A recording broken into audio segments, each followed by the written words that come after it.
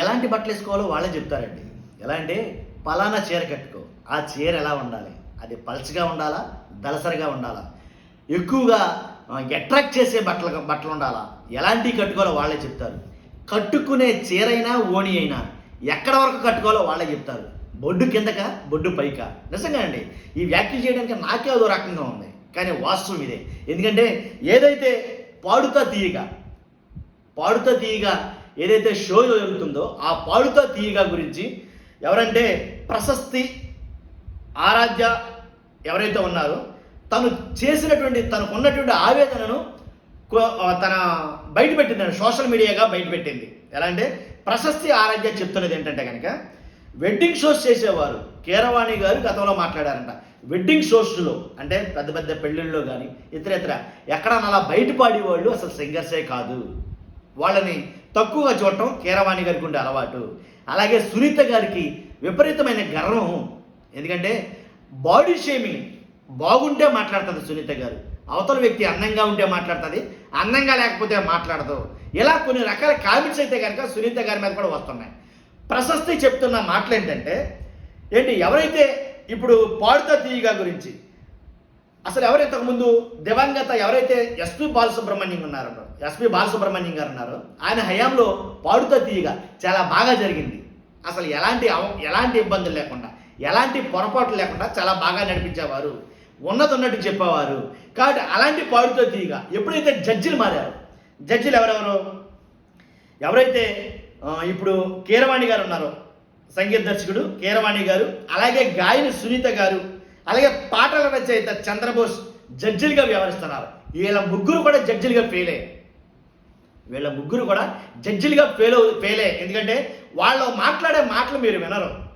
ఎందుకంటే వాళ్ళు మాట్లాడే మాటలు వాళ్ళ పక్కన కూర్చున్నటువంటి వాళ్ళకి కొంతమంది కనబడతా ఉంటాయి. వాళ్ళు మాట్లాడే మాటలు అంత దారుణంగా మాట్లాడతారు, బాడీ షేమింగ్ చేసి మాట్లాడుతూ ఉంటారు. నీకు ఇది సూట్ అవ్వదు అలాగే ఏ డ్రెస్ వేసుకోవాలో చెప్పే అతని దగ్గరికి వెళ్తే నీకు ఏ డ్రెస్ ఇద్దామన్నా ఏది చెప్దామన్నా నీకు ఏది సూట్ అవ్వదు అన్నట్టుగా మాట్లాడతాడంట. కానీ ఎంత దారుణంగా కూడా ఉంటుందా పాడుతా తీగ షోలో అని తను చెప్తేనే చాలామందికి తెలిసింది. రాష్ట్రం మొత్తం ఉలిక్కిపడేలా కొన్ని వ్యాఖ్యలు అయితే చేసిందండి ఆవిడ. కాబట్టి ఈ షోలో పాల్గొన్న ప్రశస్తి ఆరాధ్య అతి త్వరగా ఎలిమినేట్ అవ్వడం చాలామందిని ఆశ్చర్యపరిచింది. ఎందుకంటే ఆమెకు మంచి గాయనిగా పేరుంది ఈ ప్రశస్తికి.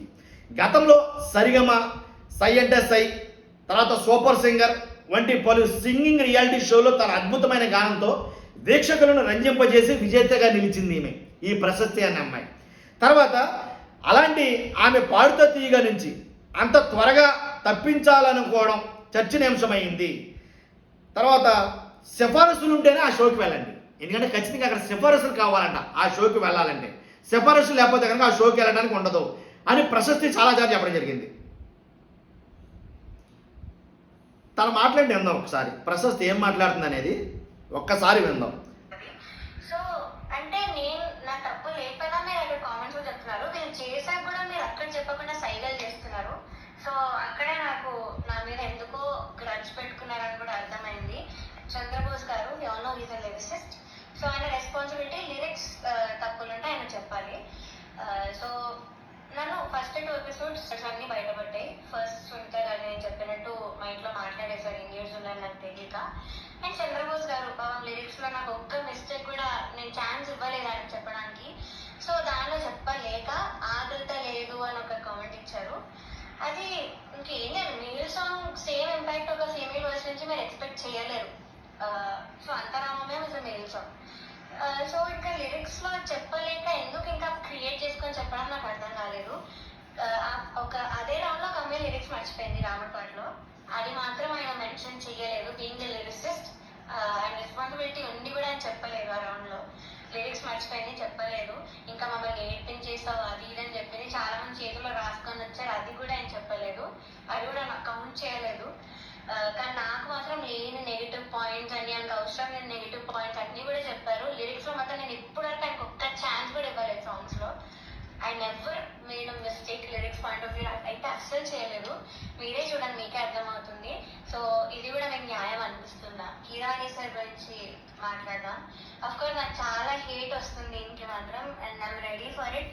చంద్రబోస్ గారు పరేంటి, ఆయన లిరిక్స్ మాత్రమే సరి చేయాలి. లిరిక్స్లో ఏమైనా తప్పు ఉంటే కనుక ఆ తప్పు ఒప్పుల్ని సరిచేయాలి, చెప్పాలి. ప్రశస్తి పాడిన ఏ పాటలో కూడా లిరిక్స్ తప్పు అని పట్టుకోవడానికి చంద్రబోస్ గారి వల్ల అవ్వాలా. కాబట్టి అలా అవనప్పుడు ఆర్ద్రత తక్కువయింది, లేకపోతే నీకు అది తక్కువైంది ఇది తక్కువైంది అని చెప్పడానికి ఆయన చాయిస్ లేదు. కాబట్టి అలా చేయకూడదు కదా. లిరిక్స్ తప్పు పాడిన కొంతమంది విషయంలో అసలు ఆ లిరిక్స్ తప్పు పాడావన్న విషయాన్నే చెప్పకపోవడం మరీ విడ్డూరం కదా అని ప్రశస్తి మాట్లాడుతుంది.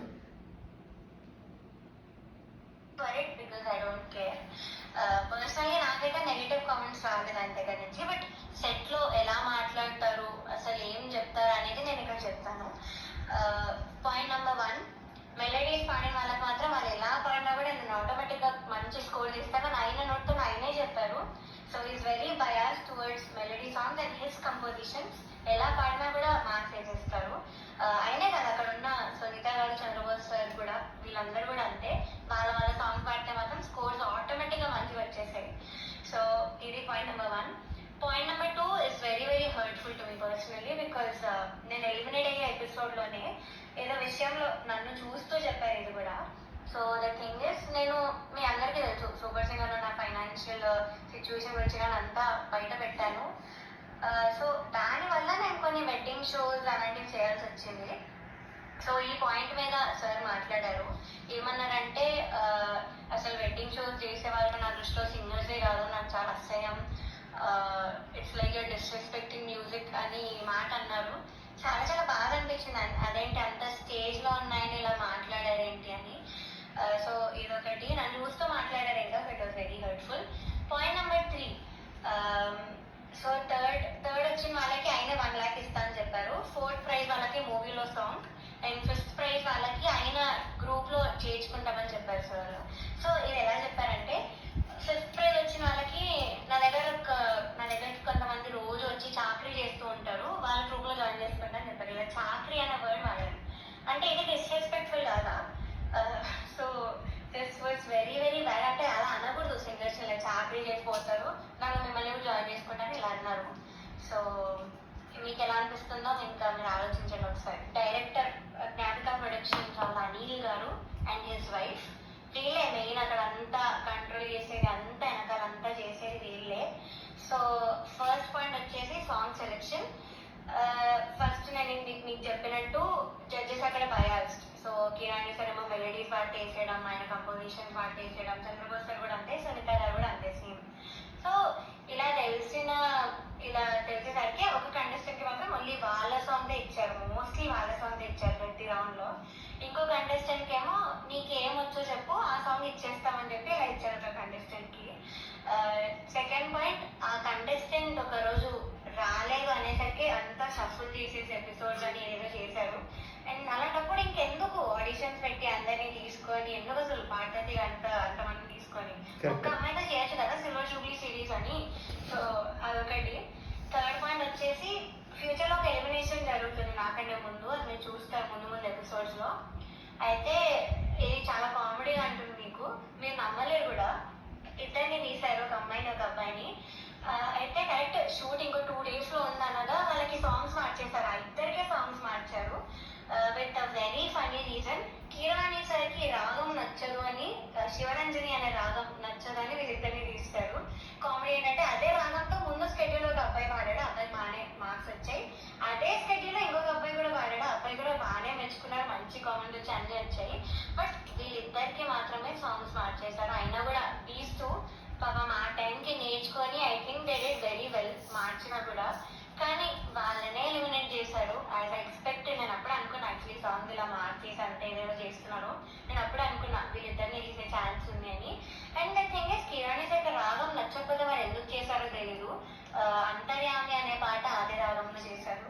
బట్ ఏమో ఆ ఫన్నీ రీజన్స్ అయితే వీళ్ళిద్దరు సాంగ్ అయితే తీసేశారు. కీరవాణి గారికి ఆ రాగం నచ్చకపోతే ఆ రాగం పాట పాడొద్దంటో అది ఎంతవరకు కరెక్ట్ నాకు అర్థం కాదు. ఆ రాగం నచ్చకపోతే ఆయన అసలు ఆ పాట ఎందుకు పాడాడు ఆ రాగంతో? ఇది మరీ విడ్డోరం, ఇది ఎటకారం కాకపోతే. నేను ఎందుకు అంత మెంటలీ ఎఫెక్ట్ అయ్యాను అని ఇప్పుడు చెప్తాను. ఫస్ట్ థింగ్ నేను చెప్పినట్లు డిస్క్రిమినేషన్, అది ఇంకా జడ్జెస్ యొక్క డిస్గస్టెడ్ లుక్ తో చూడడం, ఎప్పుడు ఒక చీడ పురుగును చూసినట్టు చూడడం, వర్త్లెస్. సో అలా ట్రీట్ చేశారు. అంటే బాగా పాడకపోతే చీడపురుగుని చూసినట్టు చూడడం, నచ్చకపోతే చీడపురుగునట్టు చూసినట్టు చూడడం, ఎలాంటి వీటిల్లో కరెక్ట్ కదండి. జోక్స్ వేసారు వాళ్ళు కూడా నా బాడీ మీద. ఇవన్నీ నాకు ఆడియన్స్ ద్వారా తెలిసిన బాడీ మీద జోక్స్ వేయడం పక్కనే ఉంటారు. సో నేనైతే అస్సలు ఎక్స్పెక్ట్ చేయలేదు, ఇలాంటి జడ్జెస్ దగ్గర నుంచి అస్సలు ఎక్స్పెక్ట్ చేయలేదు. అంటే నేను ఎన్ని షోస్ చేశాను, తమిళ్లో పాడాను, అన్నిట్లో పాడాను, ఎప్పుడు కూడా ఇలాంటి ఎక్స్పీరియన్స్ ఒక జడ్జెస్ నుంచి అయితే నాకు ఎప్పుడూ లేదు. శ్వేతామోహన్ గారు ఇప్పటికి కూడా మాట్లాడతారు, నన్ను ఏంజల్ అంటారు, the sweetest, the most talented అంటారు. అలాంటిది ఇక్కడ వీళ్ళైనా ఇలా ట్రీట్ చేస్తున్నారు, ఇలా మాటలు అంటున్నారని చాలా చాలా బాగా అనిపించింది. అండ్ సెకండ్ థింగ్, ప్రొడక్షన్ వాళ్ళు ఎస్పెషల్లీ అవుట్ఫిట్స్ విషయంలో మమ్మల్ని బొడ్డు కింద కట్టుకో, సారీస్ ఇచ్చి కింద కట్టుకో, ఇలా ఎక్స్పోజింగ్ చేయన్న వేలో చెప్పారు. చాలాసార్లు తిప్పేవాళ్ళు నన్ను ఎస్పెషల్లీ కరెక్ట్ పాడే ముందు.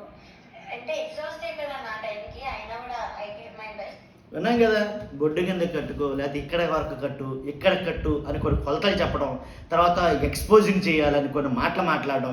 ఇవాళ ఇలాంటి అందరికీ నచ్చకపోవచ్చు. కాబట్టి ఇలాంటి పరిస్థితులు ఇలాంటి షోల్లో కూడా ఉంటాయా అంటే ఒక హుందాగా నడిచే షో. ఎస్పి బాలసుబ్రహ్మణ్యం గారు ఉన్నప్పుడు ఎంత బాగా నడిచేదండి.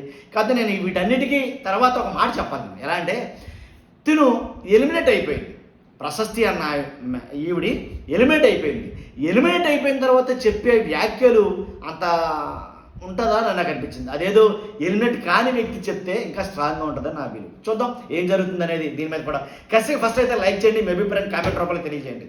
ఇలాంటి షోస్లో ఎలాంటి మాటలు కరెక్టా కాదని. తర్వాత ఇంకో విషయం ఏంటంటే ఫస్ట్ సబ్స్క్రైబ్ చేయండి కొత్త వాళ్ళైతే కనుక మన ఛానల్ని. పార్టీలకు అతీతంగా మన వీడియోలు ఉంటాయి. Thank you very much.